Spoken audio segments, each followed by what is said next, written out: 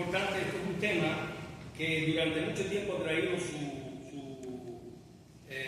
sus problemas también dentro de la vida del creyente.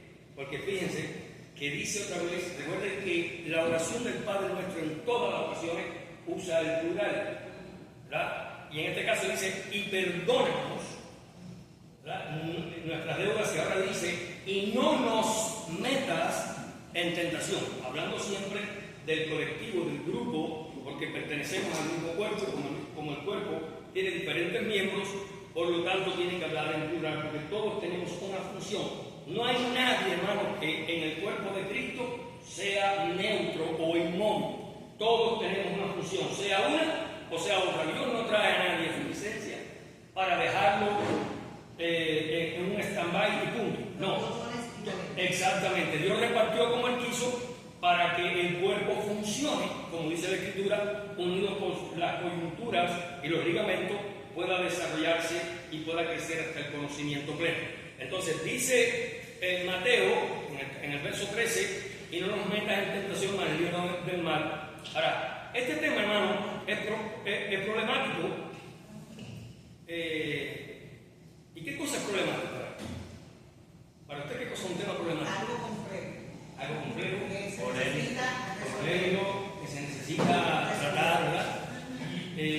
Lo problemático aquí, hermano, es aquello que plantea un desafío, ¿verdad? Es algo que plantea un desafío que no se puede tomar a la ligera, porque el tema de la tentación ha sido usado de muchas maneras por muchas personas creyentes para justificar su propio pecado. Por ejemplo, diciendo la tentación fue muy grande, muy fuerte, muy exagerada, o el diablo me engañó, o el diablo me tentó, y entonces empieza a ocurrir una serie de cuestiones que culpan a Dios de lo que no debe ser culpado. ¿Se dan cuenta? Entonces nosotros vamos en esta tarde a tratar de desarrollar esto desde el punto de vista que la Escritura lo plantea, para que nosotros tengamos de parte de Dios una bonanza y entender como punto de partida que la tentación no es pecado. O sea, es una de las cuestiones. ¿Por qué? Porque hay mucha gente que piensa que cuando son tentados ya están pecando, y eso es un error garrafal.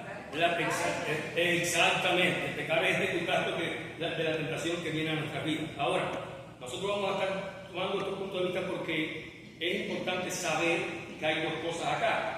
Cristo fue tentado en todo y nosotros somos tentados en todo. ¿Se dan cuenta? Pero dice la Escritura que Dios no puede ser tentado por el mal y Él no tienta a nadie. Y por eso es que es un poco polémico, pero nosotros vamos a ver que no hay tal contradicción. Simplemente la Escritura lo expone de tal manera, con tanta claridad, para que nosotros podamos entender que tenemos a Dios de nuestro lado y que no tenemos que sucumbir a la tentación. De hecho, si somos obligados a sucumbir, entonces no es tentación. Es otra cosa, menos tentación, porque la tentación es voluntaria.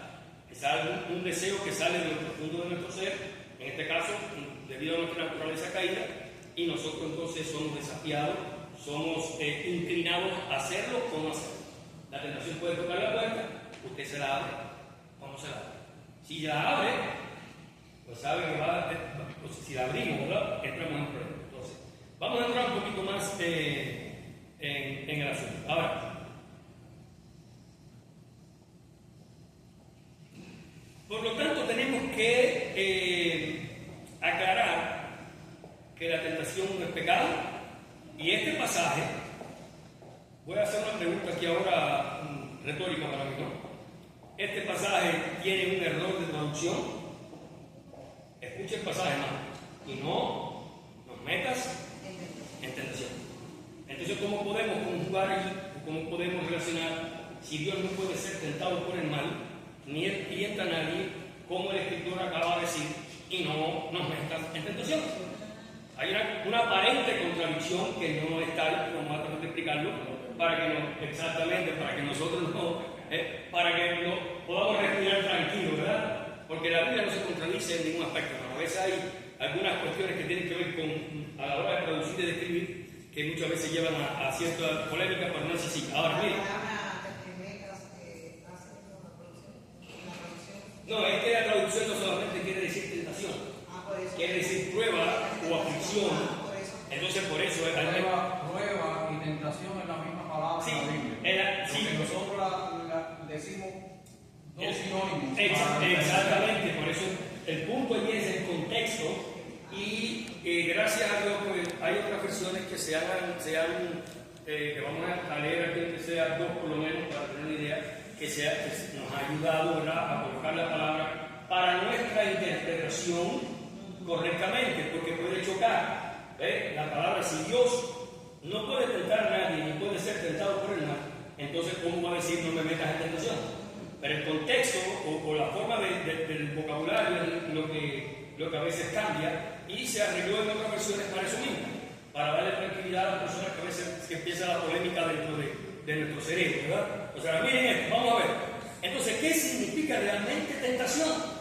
Porque tenemos que partir desde allí. Si Dios nos ayuda a nosotros en medio de la tentación, como vamos a ver más adelante, tenemos que saber primero qué cosa es tentación, porque de allí partimos, ¿verdad? Ahora, en su esencia, es un estímulo de nuestros deseos hacia algo que percibimos como deseable, y valga la redundancia, ¿verdad? Es algo que nosotros vemos como deseable, pero que al mismo tiempo sabemos o intuimos que podría ser perjudicial, inapropiado, o contrario a nuestros valores morales. En otras palabras, es algo que nosotros quisiéramos tener, pero sabemos que detrás de eso hay algo que no está bien, algo que está incorrecto.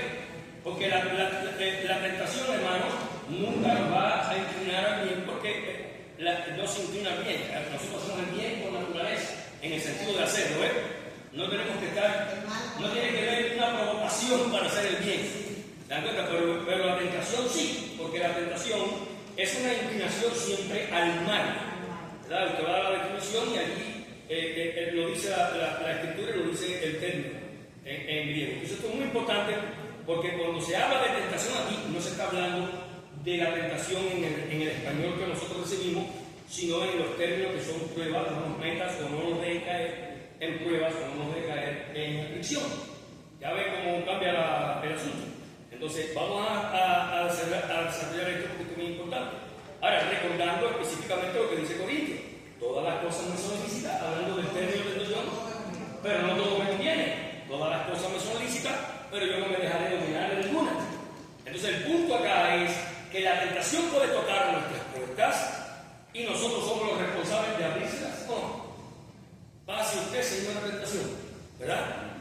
Pero hay un problema aquí, porque la Escritura dice categóricamente que nosotros ahora tenemos un sumo sacerdote que entró en los cielos de una vez y para siempre y que fue tentado en todo. Y tenemos que hacer la diferencia porque la tentación en el ser humano viene a través de dos vías. Viene a través de la vía del diablo o el maligno, o el malo o el mal, y de nuestra propia concupiscencia, pero no así en Cristo. Las tentaciones de Cristo solamente vienen de afuera, porque Cristo no tenía, aunque era 100% hombre, no tenía una naturaleza pecaminosa. ¿Estamos entendiendo usted ahí? Por no tener una naturaleza pecaminosa, pues entonces no puede tener concupiscencia como nosotros, y ahí es donde se desarrolla el tema. Por eso dice Santiago que nosotros no podemos culpar a Dios, porque Dios no puede ser tentado por el mal, ni él tienta a nadie, sino que de nuestra propia concupiscencia, entonces viene la famosa palabra. ¿Qué cosa es concupiscencia? Porque, hermanos, si nosotros no sabemos las terminologías, no podemos leer por leer. Por eso yo siempre digo que cuando vamos a leer la Biblia debemos de buscar el diccionario, por lo menos tenerlo en el teléfono. ¿Por qué? Porque hay palabras aquí que nosotros tenemos que desarrollar para poder entender el contexto o el texto que quiere decir en realidad. Entonces yo resumo esta parte viendo lo que quiere decir concupiscencia, y yo lo pongo un poquito más sencillo: son los deseos desenfrenados de la carne. Entonces de nuestros propios desenfrenos sale la concupiscencia y nos inclina siempre hacia el mal. Por eso la Escritura dice que el hombre se inclina siempre hacia el mal, porque dentro de nosotros, en nuestra naturaleza caída, no está el bien. El bien tenemos que lucharlo. El mal se sabe solito. Yo siempre les digo a ustedes tienen que enseñar a un niño a mentir. El niño que no miente, hermano, es un prodigio de la naturaleza, ¿verdad? Eso no existe. O si no, hermano, cuando se va a un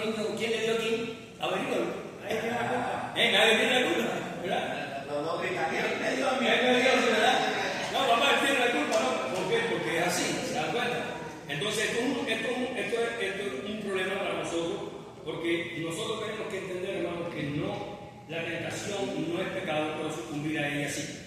Y no estamos obligados, y esto es una cosa muy importante, el creyente no está obligado a caer en la tentación. Y nosotros vamos a verlo más adelante con pasajes bíblicos, porque hay gente que piensa que porque ya son tentados, tienen que caer en tentación y entonces usa la excusa diciendo, le dicen por ejemplo al pastor, no pastor, yo pequé o yo caí porque la tentación fue muy grande. Pero ¿qué sucede? Que te das cuenta que esas personas que usan esto como excusa, o no han leído la Biblia, o son tan caras de tabla, que lo dicen porque lo dicen. Porque la Escritura habla categóricamente, ¿no?, de pasajes que vamos a tocar más adelante, que nosotros no estamos obligados a caer en la tentación. ¿Se dan cuenta? Entonces esto es muy, pero muy importante. Entonces ahora,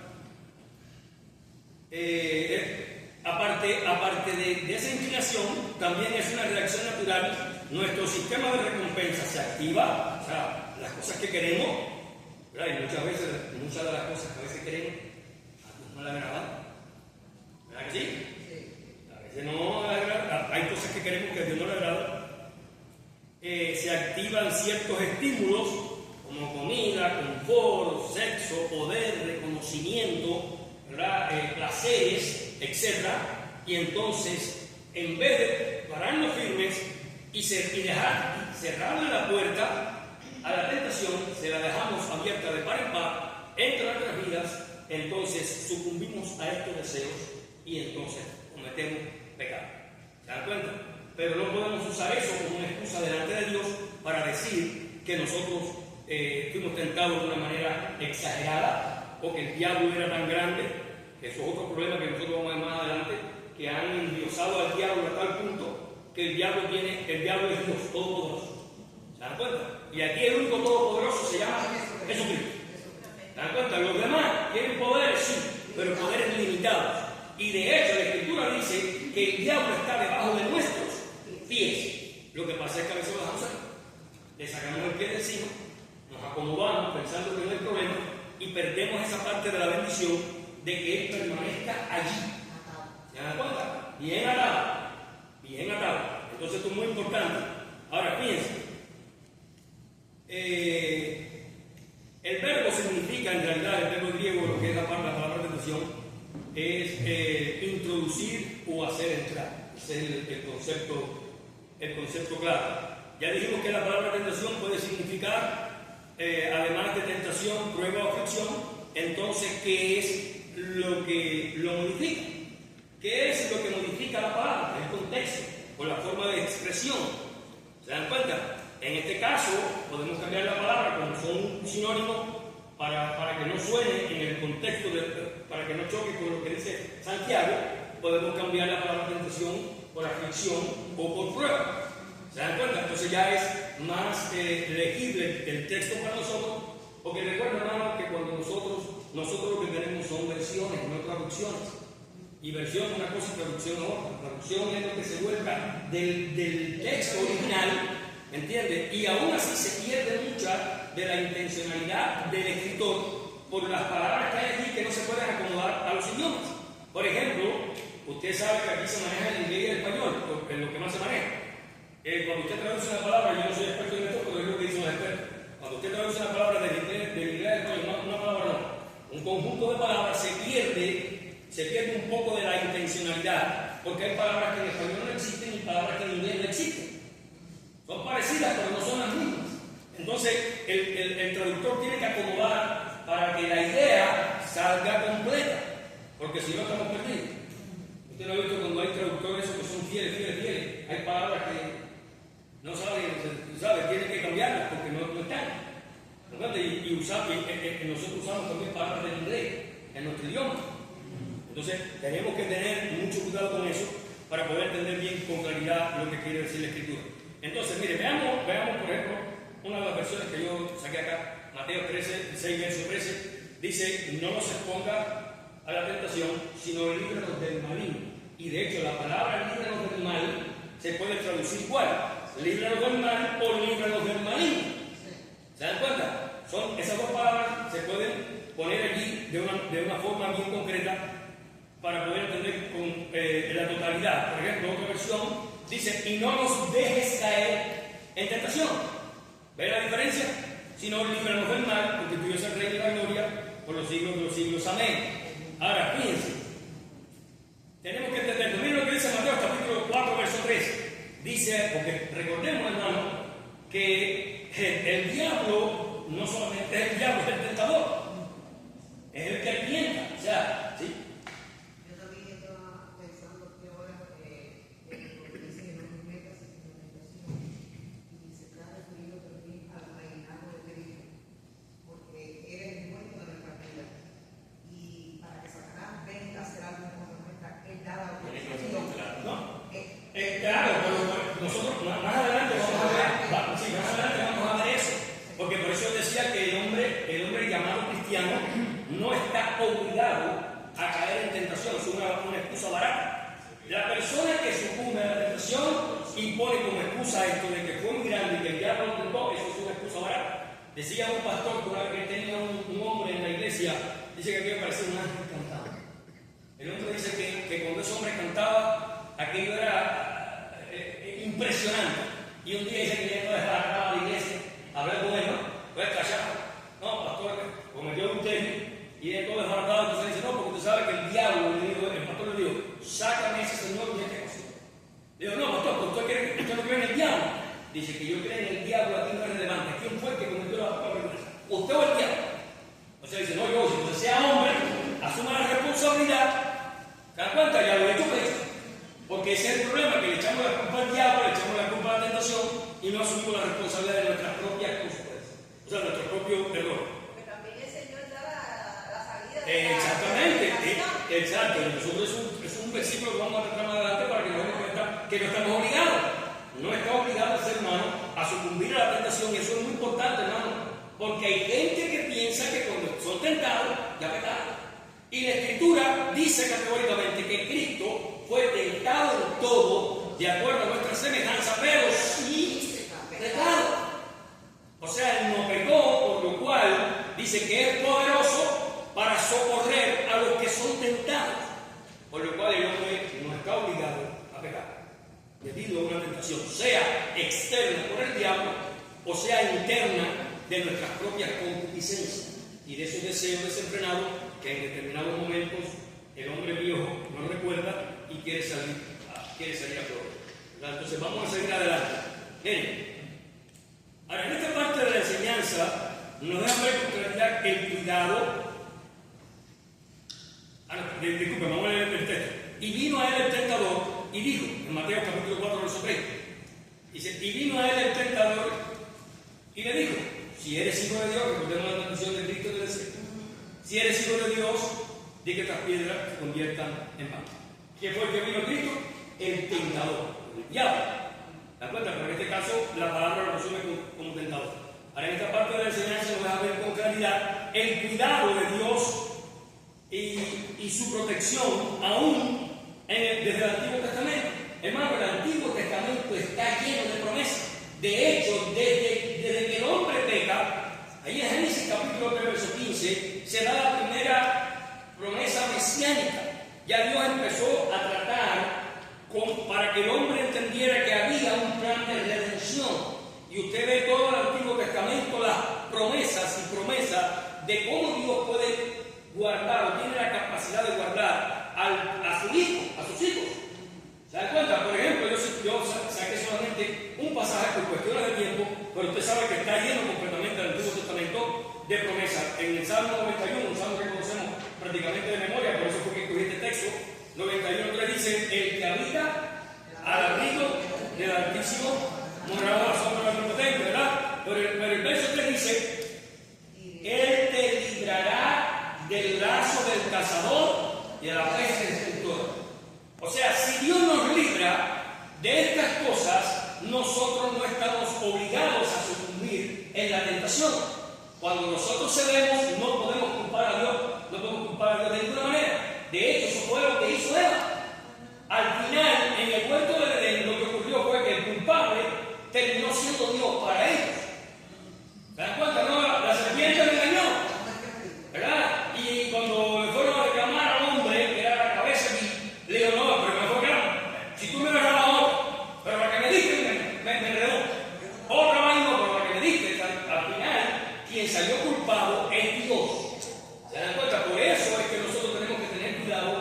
Porque cuando nosotros fallamos, hermanos, no fallamos por culpa de nadie. Y es una de las cosas que mi esposa me dice a mí, porque a veces yo soy duro para reconocer, ¿sabes? Porque usted me ve aquí al frente, pero yo tengo también mis problemas. ¿Por qué? Porque es una realidad. Y a veces me dicen, no puedes culparte, no puedes decir que porque yo y porque el otro, o porque Juan Perico hizo algo. Y eso es una realidad, hermano, porque de nuestra propia concupiscencia somos atraídos, según la Escritura, y somos seducidos. Y no al bien, ¿verdad? No al bien. Entonces es un problema que nosotros tenemos que tener en cuenta, sabiendo que Dios tiene cuidado de nosotros desde siempre, porque esto no es una ocurrencia desde el Nuevo Testamento, sino desde siempre. Desde que el hombre falló, ya Dios había diseñado un plan, de hecho, antes de que fallara, porque Dios conocía todo el problema que se iba a desarrollar. Ahora, fíjense, para poder entender correctamente esta enseñanza tenemos que tener como punto de partida este pasaje. Y este pasaje ha traído conflicto entre algunos hermanos, ya que no quieren aceptar lo que el texto dice. ¿Se dan cuenta? Usted va a Hebreo capítulo 2, verso 18, miren lo que dice la Escritura, y aquí vamos entonces nosotros a entrar un poquito más en detalle. Miren, dice así: pues en cuanto él mismo padeció siendo tentado, escuche esto, hermano, él mismo padeció siendo tentado, ahora es poderoso para socorrer a los que son tentados. O sea, tenemos la garantía dada por el propio Jesucristo de que como él padeció siendo tentado, ahora tenemos el privilegio de ser socorridos por él en medio de esa tentación. Y por lo cual no estamos obligados a sucumbir a ella. Si sucumbimos es porque queremos. No importa, hermanos, es porque queremos. De hecho, nosotros pecamos porque nos gusta. Nadie peca, a usted no va a hacer nada que no le guste. Voluntariamente hablando, ¿verdad? Porque si lo obligan, imagínate. Como hay personas que le ponen una pistola en la cabeza y dicen, no, digo qué cosa. A lo mejor por salvar su vida, pues miente o hace lo que hace lo que tenga que hacer.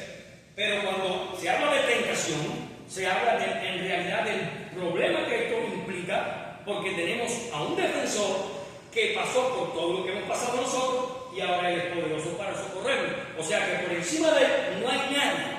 Eso es como yo recuerdo cuando estaba en la secundaria, había una persona era mucho más grande, pesaba como cerca de 300 libras o 200 y tantas libras, pero era un abusador. Y ese muchacho una vez me golpeó a mí, nosotros siendo bien muchachitos. Y entonces, ¿qué hice yo? Yo busqué a un amigo mío que era vecino que nos pillamos juntos, y le cuento la historia. Y llega a la secundaria, y le dije, arriba, y lo agarró por el pecho, y ahí no conoce, por lo menos conoce al hermano. Lo agarró por el pecho y le dijo, tú no querías hacer algo, solo ahora, espérate. ¿Por qué? ¿Por qué yo podía hacer eso? Porque yo tenía uno que era más poderoso que yo y que él. Y ahora nosotros tenemos a uno que es más poderoso que todos. Porque triunfó en la cruz, llevando nuestros pecados, exhibió públicamente a los principales y a las autoridades, y allí venció al diablo y a todo su infernal ejército. Entonces ahora nosotros podemos decirle al diablo, dale, tócame, no puede. Porque para eso, como decía nuestra hermana, tiene que pedir, tiene que autorizarlo para que nos toque, y como Dios le dijo ayer al diablo con respecto a Job, cuidadito con tocarle la vida. No puede. Mire, hermano, si el diablo tuviera todo poder, aquí no se salvaba ni la verdolaga. Nadie, ni usted ni yo. Él tiene un poder que está limitado, ni siquiera la gente del mundo, porque eso nos quiere llevar a todos. Pero no puede, por las limitaciones que el Señor le dijo. Y como Él es el todopoderoso, ahí se le acabó, se le enfrentó ese juicio al diablo, porque no puede hacer lo que Él quiere hacer. Porque, hermano, si Dios le da un chance, aquí no se escapa nadie. Los hace todo un tamaño al muerto, los muere, los saca hechos muertas y los lleva todos al infierno. Entonces, por eso nosotros tenemos que tener esto en cuenta. Pero ahora, veamos esto mejor explicado. Miren lo que dice Hebreos.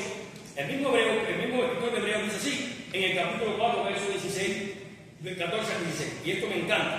Dice, por tanto, teniendo un gran sumo sacerdote que traspasó los cielos, Jesús, el Hijo de Dios, retengamos nuestra profesión, porque no tenemos un sumo sacerdote que no pueda compadecerse de nuestras debilidades, sino uno que fue tentado en todo según nuestra semejanza, pero sin pecado. Pero mire que lindo viene lo que dice ahora. Teniendo esto en cuenta, dice la Escritura, acerquémonos pues confiadamente al trono de la gracia para alcanzar misericordia y hallar gracia para el oportuno socorro. Hermanos, tenemos del lado de nosotros al grande de los grandes, al Rey de Reyes, al Señor de Señores, aquel que tiene todo poder y autoridad, aquel que nadie está por encima de él. Por eso es que tenemos la garantía de que cuando la tentación llega a nuestra vida, cualquiera que sea la vía, si externa de parte del diablo o interna de nuestras propias concupiscencias, tenemos a Jesús, que es el autor y consumador de la fe, que es el que nos ayuda en nuestras debilidades, porque nosotros vamos más adelante, que dice la Escritura, que por eso decía, no hay tentación tan grande que nos obligue a sucumbir, porque no hay una tentación que nos haya sobrevenido que no sea humana. Y cuando el diablo se quiere hacer el listo, el Señor dice, hasta aquí puede llegar. ¿Se dan cuenta? Eso de que se le va por abajo de la cortina, ahí se le reconoce mucho al diablo porque no puede hacer nada más que lo que tiene permitido hacer. Por eso es la garantía que nosotros tenemos y por eso es que tenemos con la ayuda de Dios garantizada la salvación mientras permanezcamos en Él. ¿Por qué razón? Porque el diablo no nos puede tocar. La Escritura dice que estamos escondidos en Él y el diablo nos puede buscar por donde quiera y no nos puede encontrar. Y cuando nos encuentra, ya no puede hacer nada. O porque estamos ya con el Señor o porque estamos con un cerdo. ¿Se dan cuenta? Un vallado, usando el término bíblico, como Dios le dijo, como el diablo le dijo a Dios ahí, le dijo, ¿qué la cerquita que tiene para que tú veas? Si lo tienes protegido, chico, ¿cómo le voy a hacer algo? ¿Se me entiende? Y ahí fue cuando Dios dio la autorización, pero esa autorización, hermano, es por límites. Y ahí está la aflicción, está la prueba que a veces viene de parte de Dios y a veces por nuestras propias concupiscencias y nuestros propios errores, y son dos diferentes tipos de pruebas. ¿Okay? Completamente. La prueba que viene de parte de Dios es una prueba restauradora. La que viene por causa de nuestras consecuencias es dolorosa, porque es el resultado de lo que hacemos mal. ¿Estamos entendiendo allí? Ahora, fíjense, en este punto tenemos que hacer una declaración. Como decía ahorita, la fuente de Cristo de la tentación venía solamente externa. No hay concupiscencia de Cristo. Él tiene una naturaleza perfecta, por eso dice que es el segundo Adán.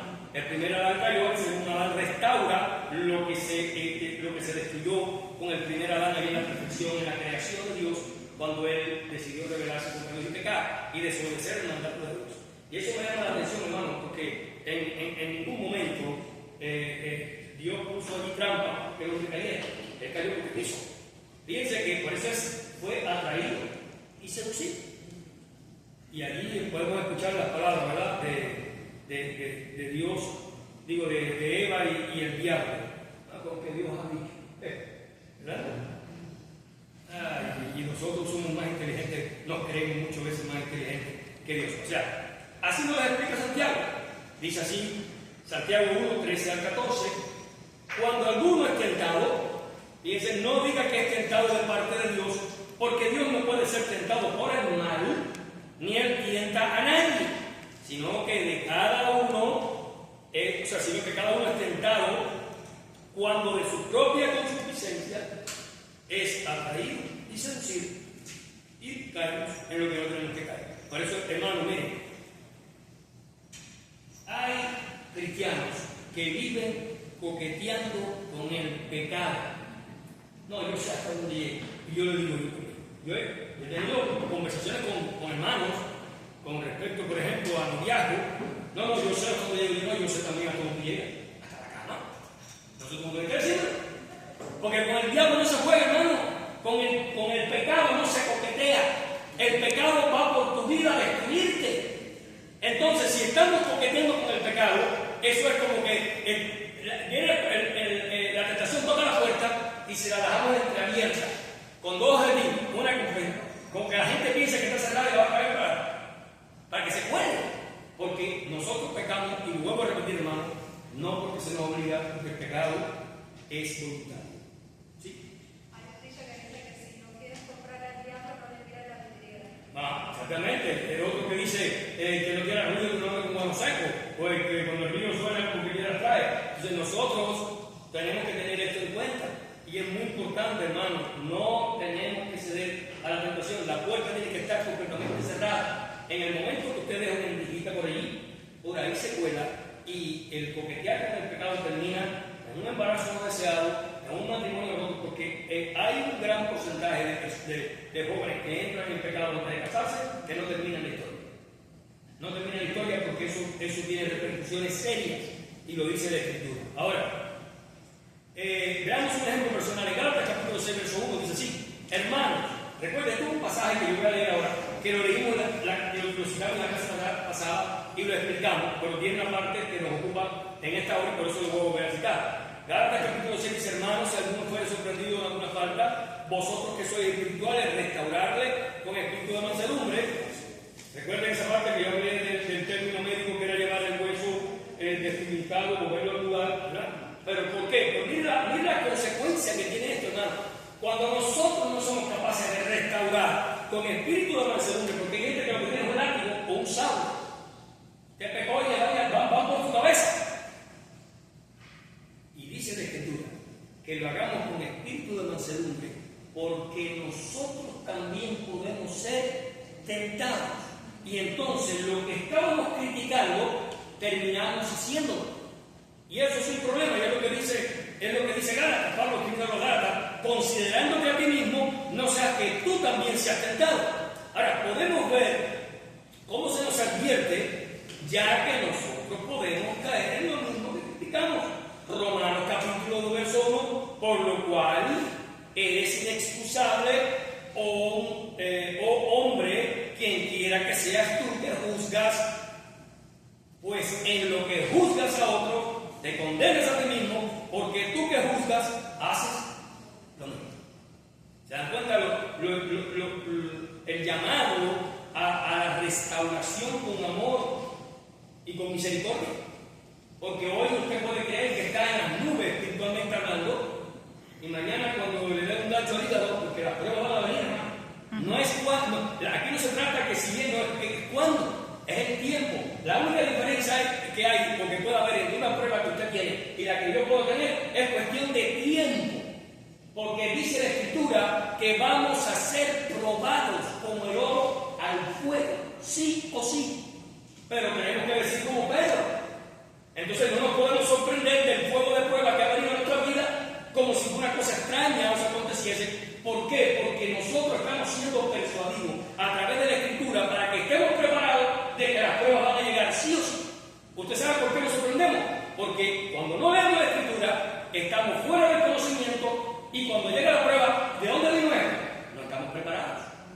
¿Se dan cuenta? Pero si ustedes dicen que están preparados, que la prueba va a venir, entonces nuestra vida reacciona de una manera diferente, sin sorpresa. Señor, estoy en una prueba. Si es de parte tuya, pues ayúdame, si no también, ¿verdad? Pero si es de parte mía, ayúdame a recoger lo que sembré, porque hay gente que quiere cometer pecados y no recoger lo que es la verdadera. Ahí donde yo digo que esa es la verdadera siembra y cosecha. Usted siembra y usted va a recoger. Y por eso la Escritura dice que usted siembra para la carne, de la carne no va a cosechar vida eterna, va a cosechar corrupción. Y eso lo dice la palabra de Dios. Por eso tenemos que estar muy, pero muy preparados para que cuando estas cosas acontezcan en nuestra vida, la tentación no la veamos tan grande como nosotros decimos en muchas ocasiones, sino entender que eso es parte de la vida cristiana, parte de nuestra naturaleza caída y que tenemos que estar trabajando constantemente en esto para que nuestra vida no sea destruida. Fíjense, otro de los problemas que enfrentamos es el poderío limitado. El diablo es todopoderoso, hermano. El diablo no es todopoderoso. El diablo tiene poder limitado y está sometido bajo los pies de su iglesia. Se escapa porque le quitamos el pie, nos acomodamos. Ya estamos en victoria y ya pensamos que podemos descansar. Nosotros hemos entrado en una guerra a muerte. No es una guerra, usted sabe que las guerras tienen, modernas ahora, ¿no? Tienen una parte allí de un stand-by cuando hay muchos muertos, muchos heridos, hacen un cese al fuego. Ambos bandos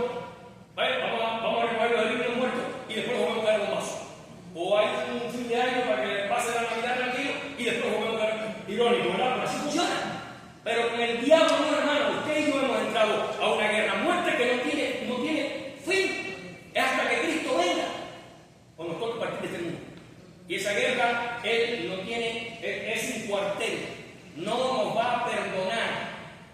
Y esta mujer, hoy, estoy buscando ver. Me queda